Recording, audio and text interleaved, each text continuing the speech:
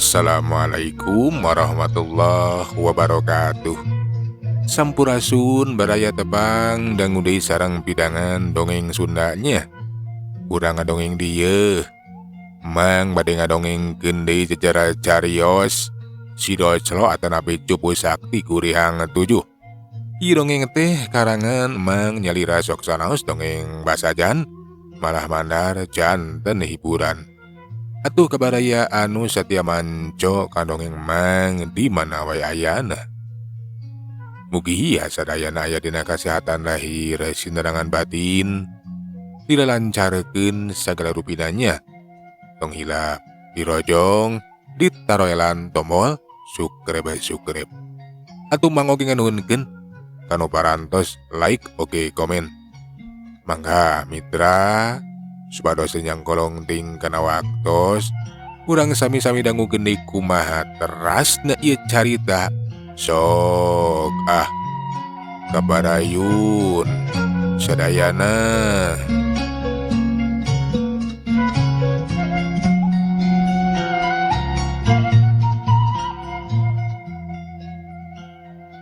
Hei budak sapotong, teteh lah sia teh sakti heuy.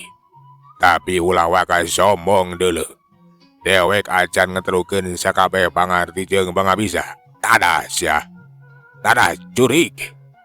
Ki kalah hideung anu masih keneh panasaran laju ngagajeleng dina rajang. Kiwari mah nyerocoskeun keris pusakana. Nu dipiharap kerisna bisa nembus kabadukan si Doclo.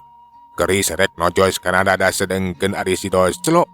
Basa bireungeuh keris nyerocos tehan teu matak paraur gentak keris ditewak. Geup beunang dicekel puguh we tumarapna kaki kalah hideung mah.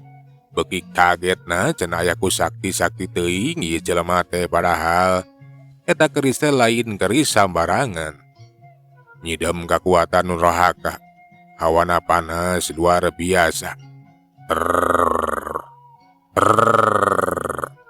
Keris nu dicekel tengah gatar haseup ipis mimiti bijil pradug dirilangan adak hurung.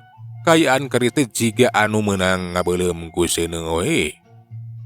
Lila eta keris teh jadi hipu laju dipileyekeun ku si Doclo. Pelengkung keris teh jadi bingkeng puguh we atuh.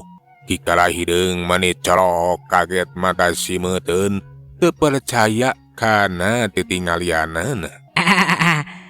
Tah ku aing geus dijieunkeun keris anyar jang maneh sia kalah hideung. Ieu keris teh ngaranna teh keris kalabengkung. Heueuh, lumayan jang ngurek oray bedul. Kaitu sia, gerapake jang ngurek eta keris teh. Kituna teh bari ngalesotkeun cekelan leungeunna kana eta keris. Jeleng ka tukang si Doclo tenang ke pahariku. Sedengkeun ari eta ki kalah hideung. Manehna colok kaget we sakedapan mah hanteu lemek hanteu nyarek ukur ngabetem. Bari merhatikeun kerisna nu geus bengkung jiga useup ayeuna mah. Pikeun ki kalah hideung mah atuh acan percaya kana titinggalianna teh kulantaran nah cenah keris saktina teh bet bisa dipilihkeun dibengkungkeun ku eta si Doclo. Sok padahal kapan eta keris teh keris pusaka anu boga tua kasakten anu luar biasa. Malahan mah boga kakuatan geni atawa seuneu. Tapi cenah netelakeun eta si Doclo teh geuningan anak kitu mah boga kakuatan seuneu na dirina teh anu leuwih rongkah leuwih panas tibatan kakuatan seuneu anu aya dina eta keris. Hanteu bisa kaukur sabaraha derajat cenah panasna. Da eta we atuh kakuatan panas tina awak si Doclo teh bisa ngabeuleum keris nepikeun karuhai. Laju dipilihkeun atuh manehipun pisan. Kunaon sia kalah ka ngahuleng kalah hideung? Kalah ka ngajedog sia teh. Jika itu gerah ngurek, gerah urekan liang oray ku maneh. Hebat sia Doclo. Tapi dia we kacan beak kapanasaran heuy. Hayo, urang teruskeun deui tarung iceun jajaten teh euy. urang adu kasaktian deuleu. Kituna teh bari negeri ke bumi nencra gelemah. Taneuh teh dijejak we sababaraha kali. Gablik, gablik, gablik. Aya kakuatan anu ngaramat ngaliwatan taneuh nu keur ditincak ku Kikala Hideung nepikeun kakarasa ku si Doclo. Dampal suku si Doclo teh jiga aya nu narik we rapet jiga pada sani kana taneuh. Alas ya, lamun naon kurang ajar. Ieu suku kuat kan napal kieu. Alah. Nah suku aing jiga anu ngampedos ya. Dikumahakeun ieu. Ye. Aduh duduh, jadi ngabalas sekieu ieu. Taneuh garing anu ditincak ku si Doclo teh ngadadak ngadela wong ngabalasak. Balasak suku si Doclo teh atuh anu paronok jeung baruntet teh kiwari mah geus ngabalasak sama tuur. Sia bakal ditilemkeun ku dewek deuleu. Rasakeun sia jelema sabotong. Si Doclo hayana teh beuki ngabalasak malahan mah kiwari tinggeus katampo samet beheung. Puguh we atuh katampo mani ileg-ilegan eulegegan sirahna teh hayang bebas.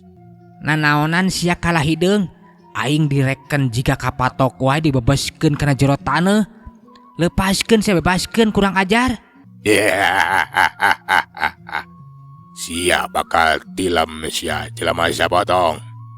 Najan sia tadi katingali hebat, tapi keur dewek mah eueuh nanaonan deuleu. Ilmu rungkup bumi anu kacangking ku dewek. Moal aya tandingna sia. Jadi sia teh rek ngubur aing hirup-hirup. Kurang ajar sia Kala Hideung. Nya hampeklah ketang. Ari arek ngubur aing hirup-hirup oge kumaha sia.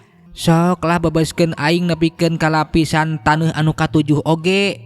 Moal sieuneun sia. Ai kalakanang tang sia kurang ajar. Tilem sia budak sabotong. Lep awak si Doclo kiwari manggeus dilalap tilem kana jero taneuh. Bari jeung kayaan taneuh teh ngadadak lita deui we.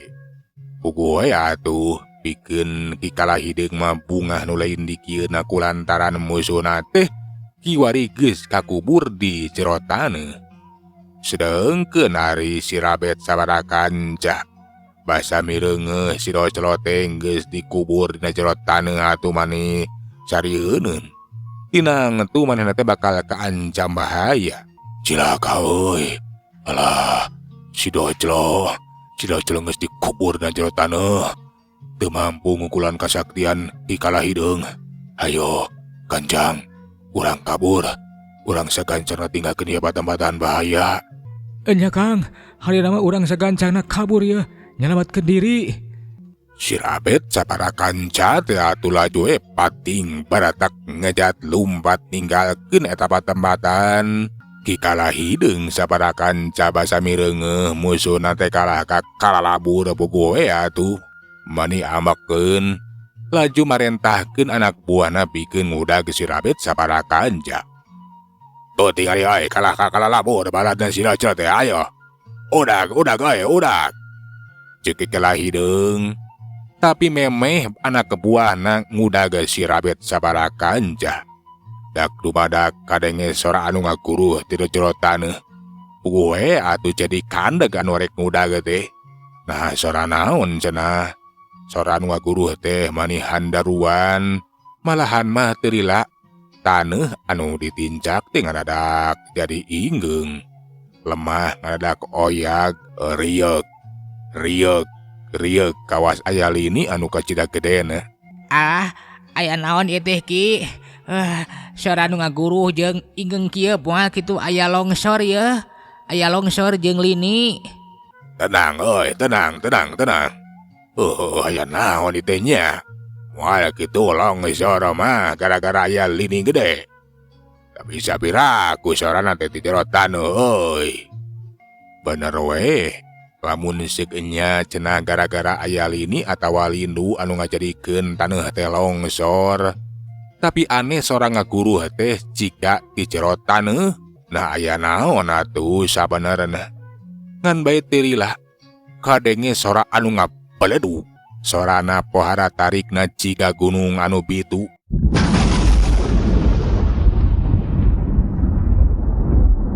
Meh bareng jeung eta sora anu ngabaledug tina jero taneuh teh aya nu mucungul membual kaluhur karayang ngapung ka jomantara geus kitu mah ragrag deui. Celek napak kana lemah. Anu ragrag napak kana lemah teh taya lian ti geuning si Doclo. Ki kalah hideung sabarakan jati atuh mani colohok kaget pohara cenah. Geus kakubur geus ngabalesek bisa bijil. Netelakeun si Doclo teh memang hebat, bisa nalukeun taneuh. Ari kitu nama pantes, kulantaran tuah kasakten cupu guriang 7 teh ya. Anu boga kakuatan alam anu luar biasa. Komo kapan guriang teh dumuk matuhna teh di buana handap cicing di jero taneuh. Ngajadikeun si Doclo teh jadi tahan, najan karuang. Kuat najan kakubur. Hahaha. Sok sia, ya aing geus kaluar deui tina jero taneuh. Tong dikira aing geus kojor sia. Kakubur na jero taneuh, aing masih keneh hirup. Cilaka euy, cilaka. Tetela geuning si Doclo teh budak sapotong bisa keluar tina jero taneuh. Ye, kumaha ieu teh? Ilmu rungkup bumi bisa diungkulan. Kumaha ari geus kieu Ki? Tetela ti si Doclo teh sejelema sapotong. Teu nyangka sakti mandraguna. Halah, kumaha ari geus kieu atuh? Rumasa euy. Dewek geus kateterele jajanen. Ku kituna leuwih hade. Hayu euy, Ganjang.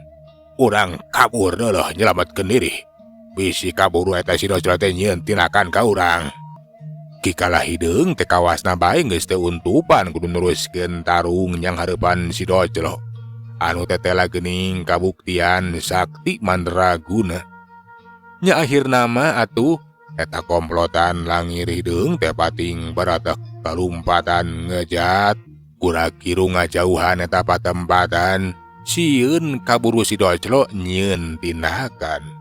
Sedengkeun si Doclo basa mireungeuh musuhna geus pating baratek lumpat ngejat.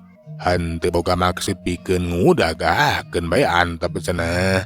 Sina lumpatan ngan bae basa ngalieu ka tukang breh katempok. Di tempat caricingna si Rabet sabarakan teh geus eueuh sasaha. Nah kamarana cenah atuh si Rabet teh. Boang geus kalalabur.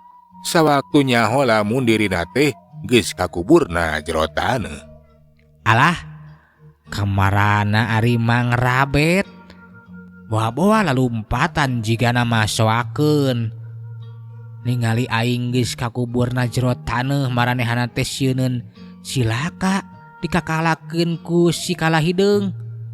Alah kudu diteangan kaya kieu mah. Atuh si Doclo teh gura-giru we manehna teh neneangan si Rabet sabarakan ja. Sedengkeun anu keur diteangan mah keur jongjon we pating baratek. Ngan bae sabadang geus ngarasa aman, geus jauh ti eta patempatan. Reg atuh pating raranegeureun. Alah geus jauh we mah euy. Geus aman. Ngudageun teu euy. Henteu jigana Makang. Henteu daekeun ngudag. Alah kumaha? Rada heula we di dieu ieu teh. Nya euy. Urang rada heula we di dieu. Alah capek geuningan. Syukur ari teu kudag mah. Urang teh geus leupas tina ancaman eta komplotan langir hideung. Basa keur jongjon rareureuh di eta patempatan. Salah saurang di antarana teh aya nu ningali ka si Doclo. Katempo keur leumpang we manin nirilik. Leumpangna gancang jigana kepuyuh. Katempo mani norolong. Tingali. Na teu salah euy. Si Doclo. Ceuk si Sarkim bari tutunjuk kalebah si Doclo anu keur leumpang. Puguh we atuh si Rabet jeung baturna teh mani kaget pacampur bunga. Tetela geuningan cenah si Doclo teh salamet. Alah, bener we geuning si Doclo. Alah, anak itu masih docelotem bisa selamat. Ayo, urang sambarkeun heuy. Si Rabet saparakan cate laju mapakeun kadatangan si Docelo. Dibageakeun we. Alah, kumaha Jang? Salamet Ujang teh. Bisa keluar ti jero taneuh Ujang. Salamet Mang, kuring bisa keluar ti jero taneuh. Malahan mah eta si kalahideng saparakan cate geus diwara, geus kalalabur. Nah mamang lalumpatan kalalabur meureunnan sieun nya kulantaran nyaho kuring geus heueuh dikuburna jero taneuh. Nya Jang, rumah sa mamang saparakan cate lalumpatan we da puguh sieun atuh. Inggis dikakalakeun ku eta komplotan. Nya langiri deung. Wangkaning kapan Ujang nu sasati andalkeun. Menjadi tangguhan teh geus dibebaskeun dikuburna jero taneuh. Tapi geuning teu sangka Ujang bisa salamet. Kumaha ye kumaha? Teu kaharti ari keur mamang mah. Nya kaluar we tina jero taneuh Mang jiga kuul atawa cacing. Pokona mah heueuh kuring teh salamet Mang. Teu kudu kieu pokona mah. Hebat Jang. Ujang bisa salamet. Sok sanajan Ujang teh kapan geus kakuburna jero taneuh. Bener-bener sakti Ujang. Ujang geus bisa ngalehkeun si kalahideung nganu ngaharti. Ngaran Ujang bakal kasohor. Nya Jang. Lantaran sakabeh garong atawa begal mah geus pada hafal ka si kalahideung teh. Memang anu geus kasohor sakti mandraguna. Tapi teteh lah ku Ujang mah eueuh nanaonan. Nya meunggeus lah Mang. Pokona mah teh si kalahideung teh geus diwarah, geus sieun soakeun ku kuring Mang. Hayu ayeuna mah urang teruskeun lampah. Nama si kene jauh kitu ka nu dijugjug teh, ka nu dituju teh. Lumayan Jang masih kene hanggang, masih kena jauh. Nya ayo. Ayeuna mah urang teruskeun di lampah. Ayo euy. Urang leumbang deui naman teruskeun lampah. Teteh lah geuning. Si Docelo teh geus bisa ngungkulan eta si kalahideung. Netelakeun pamimpin urang moal aya tandingna euy. Hidup Docelo, hidup. Hidup Docelo. Nya hidup Docelo. Si Docelo teh atuh diiring-iring we. Manehna reus boga pamimpin anu sakti mandraguna. Abringan komplotan si Docelo teh beuki lila beuki jauh. Teu karasa kiwaring geus ngambah ka wewengkon anu hanteu pati jauh ti Puseur Dayeuh. Ari eta tempat teh nyaeta disarabut muara bakti. Si Docelo saparakan teh ngadon dareuh we di eta patempatan. Bari arek sawala we cenahna kumaha nu bakal dipilambah salajengna. Jeung direk nangtukeun tempat cicing anu hade. Nah di mana cenah cicingna? Tempat anu sakirana bisa dipake panyumputan. Oge tempat anu sakirana deukeut ka Puseur Dayeuh. Jadi ieu tempat teh ngaranna teh Muara Bakti Mang. Jajang. Ieu tempat teh ngaranna teh Muara Bakti. Ti dieu mah teu jauh ka Puseur Dayeuh teh. Ku kituna hadena mah urang teh geus we. Urang dunguk matuh di ieu patempatan. Ieu patempatan teh marubakeun tempat anu strategis Jang. Kapan tinggal itu? Itu walungan. Eta walungan teh sok kaliwatan ku para saudagar anu arek iang barang ka pasar nu aya di Puseur Dayeuh atawa ka basisir nyata pusatna perdagangan. Ku kituna urang bakal luasa dina ngajalankeun pagawean Jang. Moal hese lah pokona mah. Boh arek ngabegal para saudagar. Boh arek ngadatangan Puseur Dayeuh ngagarongan imah-imah jalma-jalma nu leunghar. Tak kitu Jang. Alus atuh ieu tempat teh Mang. Geus we lah di dieu urang cari cing teh. Tapi kumaha yeuh? Nah arek nyieun sasaungan di dieu. Nya Jang. Urang teh butuh tempat cicing. kudu boga imah tapi keheula jang. Lamun urang ngahajan nyieun imah di ieu batambatan bisi aya anu nyuriga. Lain ge tempat panyumputan atuh. Ke kumaha nya yeuh. Sedengkeun ieu batambatan teh marubakeun tempat anu negra yeuh. Lamun kitu mah kudu neangan guha ka suga-suganan ieu belah ditutuh aya gawir. Sugan aya guha atawa lamun eueuh mah urang nyieun guha we jang. Pikeun pitambateun urang sadarea. Ari di jero guha mah meureunnan urang teh bakal nyamuni, bakal aman. Nya sok we kumaha mamang lah. Arek nyieun imah, arek nyieun guha atawa neangan guha oge. Nu penting mah urang teh bisa cicing di dieu. Nya tenang jang, tenang. Ayo ai. Urang neangan guha. Sugan jeung sugan teu jauh ti dieu teh menang guha atawa lamun teu meunang urang nyieun we lah. Ayo. Ceuk si Rabet ngajakan ka genep urang baturna. Atuh geus kitu mah pating koloyong we. Neangan guha di sabeudeureuan eta batembatan. Hanjakal nu diteangan teh kapanggih. Da buku di eta batembatan mah eueuh guha hiji-hiji acan. Kapaksa atuh si Rabet sabaraha kanca teh kudu nyieun guha we. Nyieun guha disisieun gawir. Tapi kangaranan eueuh alat atuh bingung. Kudu kumaha cenah nyieunna sedengkeun kudu dikali taneuh teh. Laju wae atuh si Rabet teh nyampeurkeun deui ka si Docelo bebeja we. Guha teh henteu meunang, arek nyieun tapi bingung da puguh teu boga alatna. Sedengkeun di eta gawir teh mangrupakeun batu cadas anu teuas. Alah jang, teu manggih guha di dieu patempatan mah.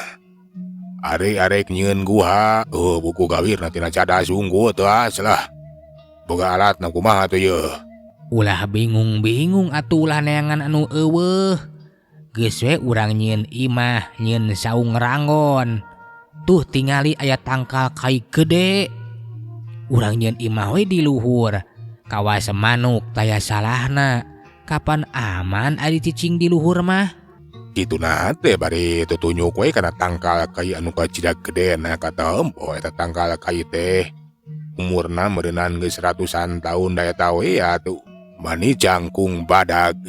Alah nya jang. Alus oge hade. Urang nyieun imah we nyieun saung ranggon na eta tangkal. Hahaha. Ayo barudak. Ayeuna mah urang nyieun sasaungan di luhur tangkal. Urang nyieun sayang jiga manuk. Atuh ari geus kitu mah laju we. Si Rabet sabaraha kanca teh ngumpulkeun bahan-bahan. Arek nyieun sasaungan dina luhur tangkal kai anu kacida gedena. Teu hese da puguh di dinya teh masih keneh loba bahan-bahan. Awi tinggal ngalah tangkal kai karinuar. Malahan mah jang hateupna injuk oge aya. Butuh waktu satengah poe pikeun nyieun eta saung ranggon. Sabareng se dijieun mah atuh sarada teh mani keunah maranah we cara cicing nyalagon eta saung ranggon. Bari pating galoler ngareureugkeun ka cabe ngalembengkeun cangkeng. Alah. Nya geunah geuningan jang. Nyieun sayang nalur tangkal teh. Kaya kieu mah kayaan urang teh geunah aman deui. Nya mang. Keun we kapan urang ge kawas manuk. Jeung deui ti luhurna bisa merhatikeun kaayaan di sabeudeureuan ieu patempatan. Jeung deui bakal katempo lamun aya parahu anu ngaliwat, aya rakit anu ngaliwat teh mang. Nya bener jang bener. Urang timiti ayeuna bakal jadi komplotan anu bakal dipikasieun, bakal dipikawano, pusing sawae oge. Nu jelas komplotan urang bakal kasohor. Urang oge bakal nyorang kesenangan jang. Mamang mah yakin kahayang jeung cita-cita urang teh bakal laksana. Nya kumaha mamang we nganu penting mah ari keur kuring mamang bisa balitungan ka urang karajaan, ka para prajurit. Keun we lamun kajahatan urang geus kanyahoan kurang kerajaan teh keun lah sina dararatang urang sing hareupan ku kuring mang. Ih bener Jang, bener. Ku ayana tinakan urang di dieu pasti lamun kanyahoan ku pihak kerajaan bakal ngirimkeun pasukanan atawa para prajuritna pikeun kalak urang. Usaha kitu ujang bisa balitungan bisa ninak eta para prajurit. Enya mang lah alus ngan kahade ieu mang pagawean urang anu bakal ngabegal bakal ngagarong ka jelema-jelema nu baleunghar ka para sodagar kahade omat. Heueuh urang teh kudu boga ras-rasan ulah nepikeun kamaehan jeung deui lamun aya jelema anu sangsara kade ulah arek dibegal ulah arek digarong jeung deui bisi di lembur-lembur anu teu jauh ti dieu aya jelema anu kakurangan jelema sangsara urang bagi heueuh karunya. Kumaha Jang maksudna teh? Jadi hasil babadog rampok jeung ngabegal teh kudu dibagikeun oge ka urang lembur jeung deui urang teh ulah babadog bebegal ka jelema nu sangsara kitu Jang. Enya mang bener teu salah pokona mah kitu we omatnya mang. Enya Jang, enya siap. Pokona mamang sabara kanca mah kumaha komandon. Kumaha ujang salaku pimpinan bobohu. Heueuh mitra. Waktos tagening barantos teu nyekaban. Sagala urang tuna jajara carita si Doclo cupu sakti kuriang 7 dugi ka dieu. Urang teraskeun dina seri anu salajengna. Manganuhunkeun kana sadaya perhatosanana hapuntenna tina sadaya kakiranganna. Malah mandar janten hiburan kabaraya di mana wae ayana. Mang unur assalamualaikum warahmatullahi wabarakatuh. Jar